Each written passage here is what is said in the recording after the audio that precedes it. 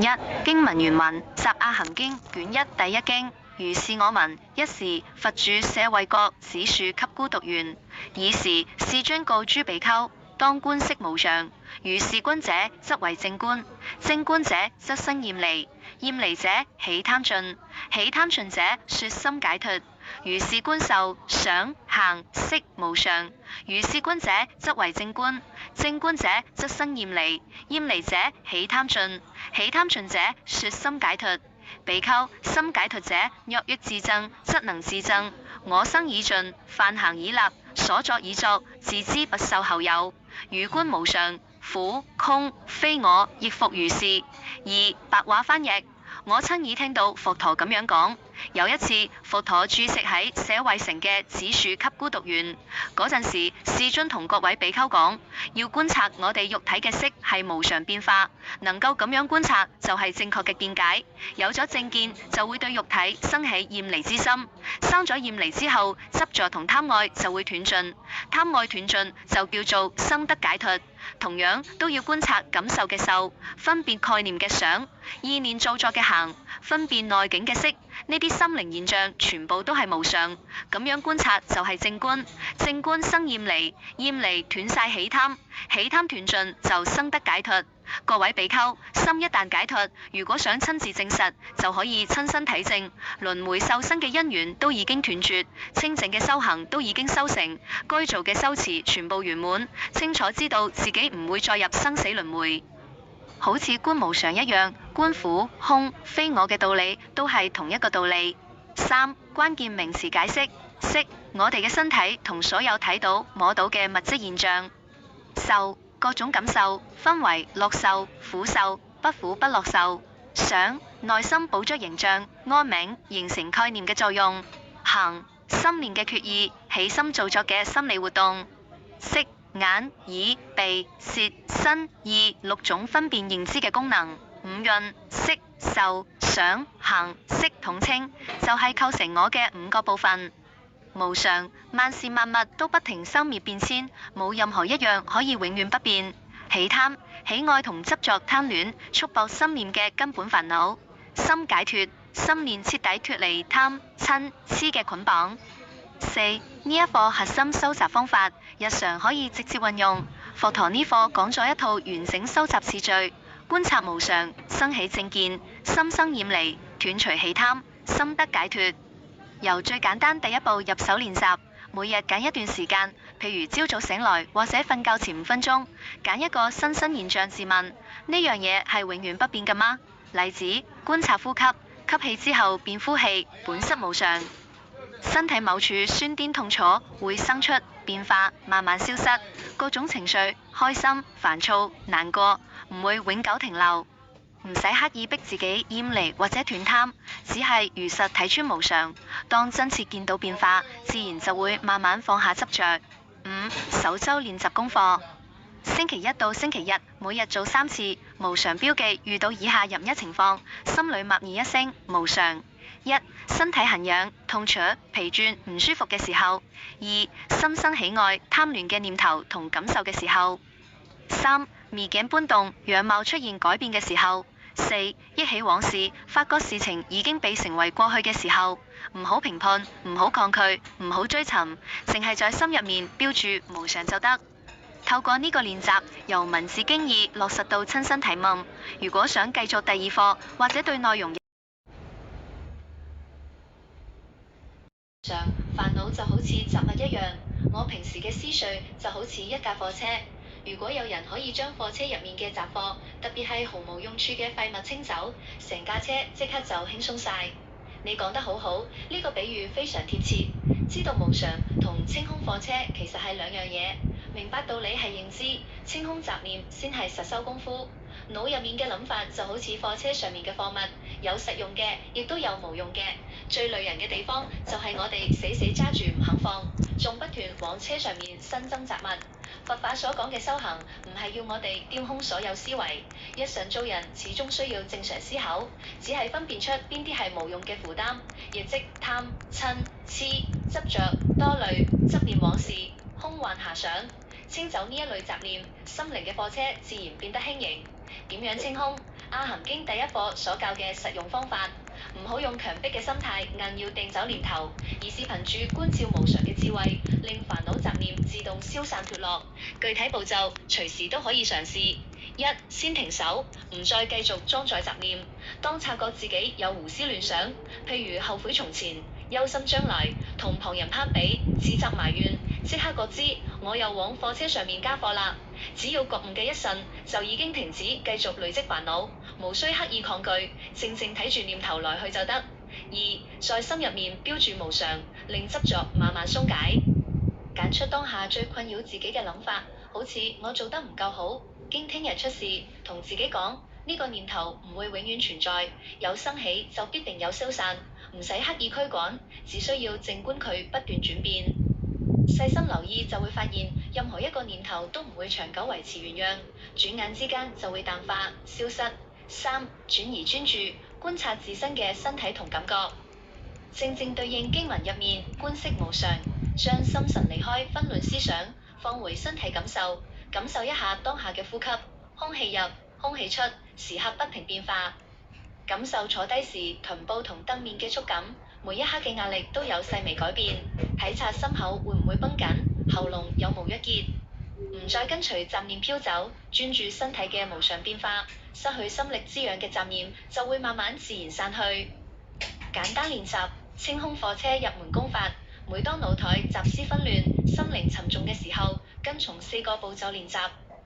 一、深吸一口氣，心入面默念我明白一切都係無常。二、輕輕扯開嘴角微笑，放鬆面部肌肉就可以，唔需要任何緣由。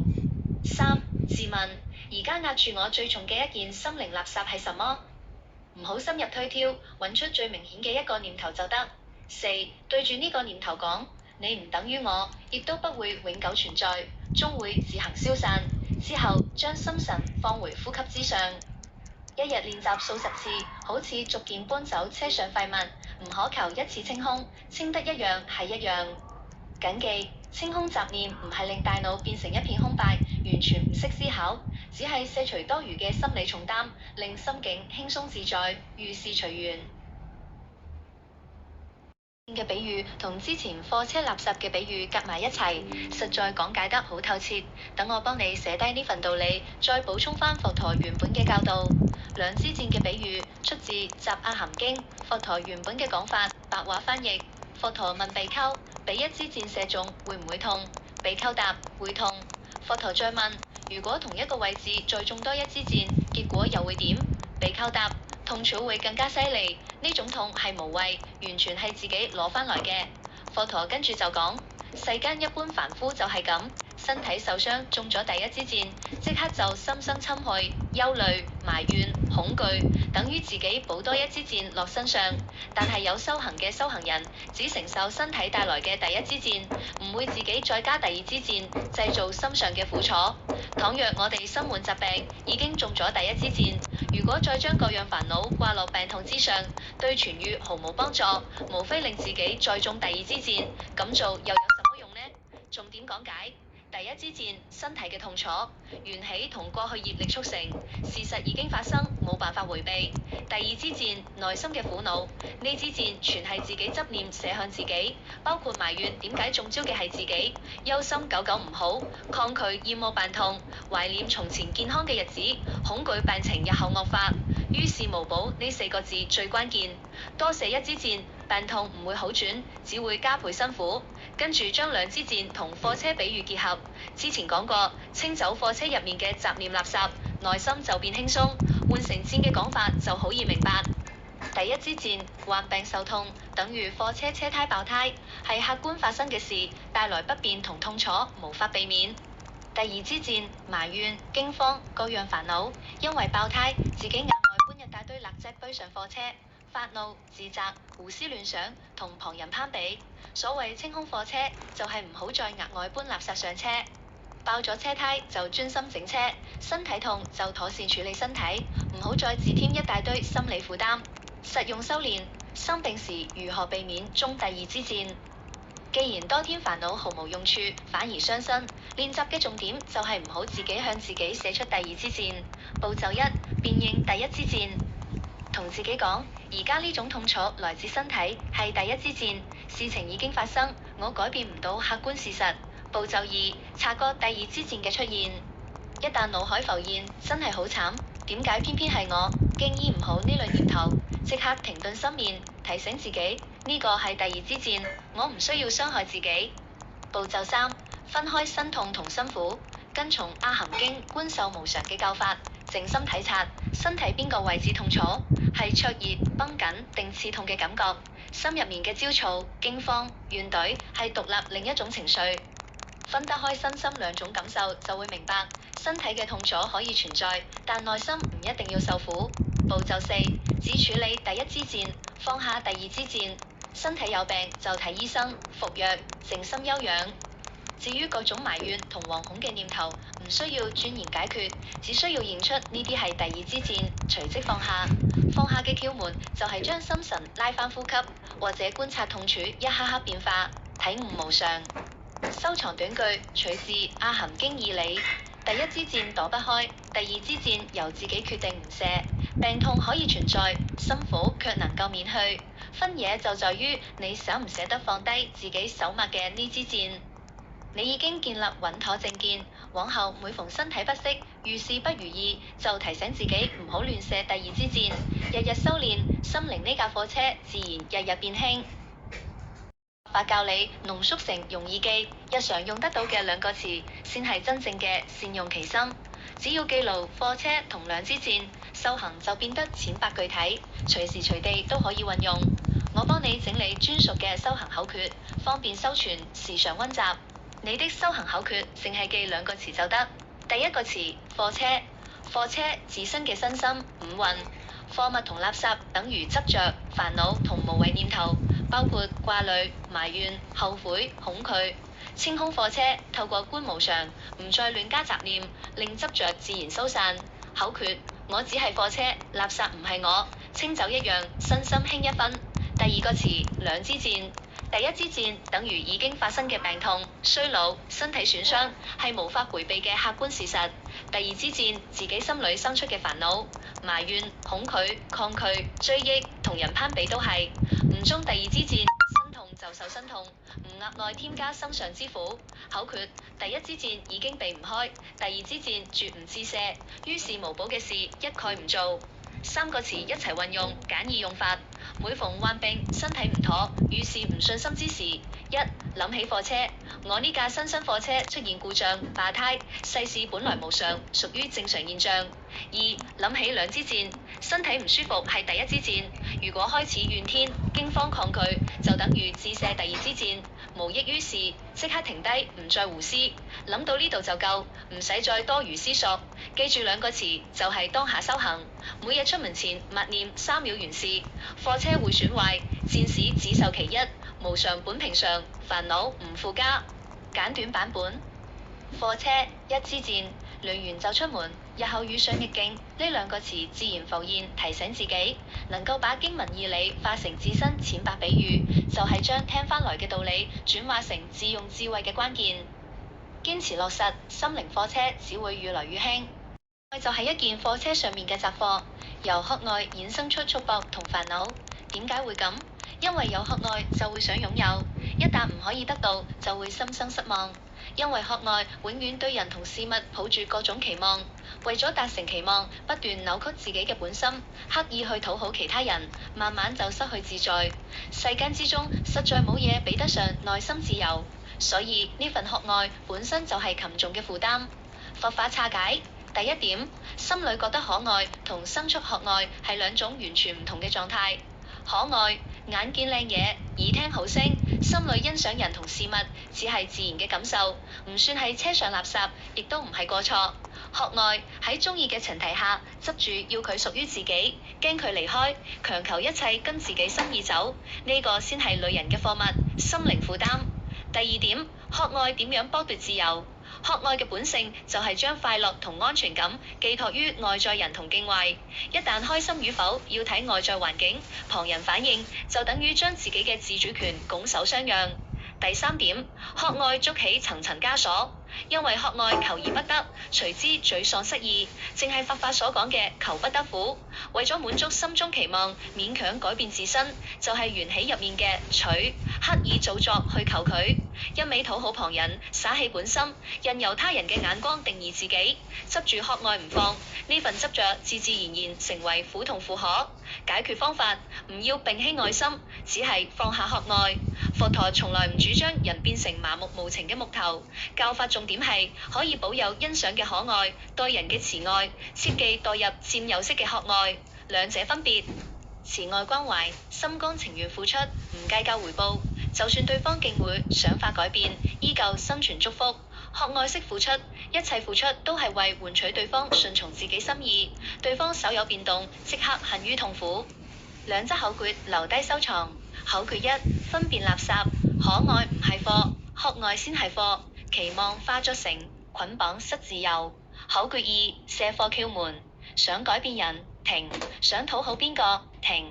自問心入面係唔係學愛作祟？如若係，即刻放下，車上雜物減少，自在就重歸心間。9. 因為學愛而失去自由，因為學愛損傷自身身體，因為學愛滋生煩惱，內心難受，咁樣究竟值唔值得？世間有部分課物係可以放上新生課車，譬如各樣學習、收集手藝技能，靠呢啲改善日常起居。不過當課程同練習圓滿之後，就應該暫時放下，等到日後需要運用呢門本領之時，先至重新將呢份知識搬上課車。課車憑住技能呢份貨物抵達目標之後，亦都要及時卸低呢份關於技藝嘅負荷。補充淺釋，順返之前口訣邏輯。知識技能係實用物資，唔同學愛嘅垃圾雜物，要用就取，用完即放，唔長年堆積車身。唯有學愛先係無謂負擔，長載只會束縛身心，耗損身體。細心衡量就明白，實在唔劃算。係負擔，再進一步分清，世間有啲貨物係有用，亦有啲純粹係垃圾。分得開呢兩樣，就係修行上面好大嘅進步。今日所講分3層。第一層，學愛實在唔值得，因為學愛會失去自由，因為學愛會損傷身體，因為學愛會生出煩惱，內心唔舒服。試問一聲，咁樣值唔值得？答案其實自己心入面已經清楚，唔值得。第二層，有用嘅貨物，即係知識同技能。世間有部分貨物可以放上新生課車，好似讀書學習、鑽研手藝、各樣技能，靠呢啲改善日常生活。你講出一個好寶貴嘅道理。課程同練習學完之後，就暫時放低，日後要用呢門本領，先至再將知識搬上課車。憑住技能去到目的地之後，亦要及時卸低呢份負擔。呢個就係要用就取，用完釋放嘅智慧。第三層，分清學愛同技能嘅差別。知識技能係實用物資，唔等同學愛呢啲垃圾，需要先用，唔使長期堆喺車身。淨係得學愛先係無謂負擔，長掛心頭只會捆綁身心，傷損身軀。細心一想就知完全唔劃算。你濃縮3個重點詞，方便收藏記憶。簡單記住3樣：課車、戰、學愛。記低呢3個就可以調整日常作息，補上口診。課車在課要揀擇，兩支見事免自傷。學愛離身唔值當，技能用完即刻放。簡短版本：課車、戰、學愛，有用就取，無用就放。學愛捨棄，技能用完就卸。能夠做到呢一步，係真真正正活用佛法，唔只係聽道理。將課車代表五蘊新生，兩支箭區分身痛同辛苦。學愛係頂重嘅垃圾，同平時學技藝、討好他人、期望落空呢啲境況結合埋一齊，分得邊樣係有用貨物，即各項技能；邊樣係無用垃圾，即學愛、討好、執着期望。守實用準則，用即取，用完即放。呢個就係日常修行。由今日起，淨係記住3個名詞：課車、戰、學愛。於是就自問，我而家係運用技能，定係代入學愛？屬於技能，用完就放下；屬於學愛，毫無益處，即刻捨離。你已經攞齊修行嘅法門，持之以恆，心靈嘅貨車自然愈來愈輕。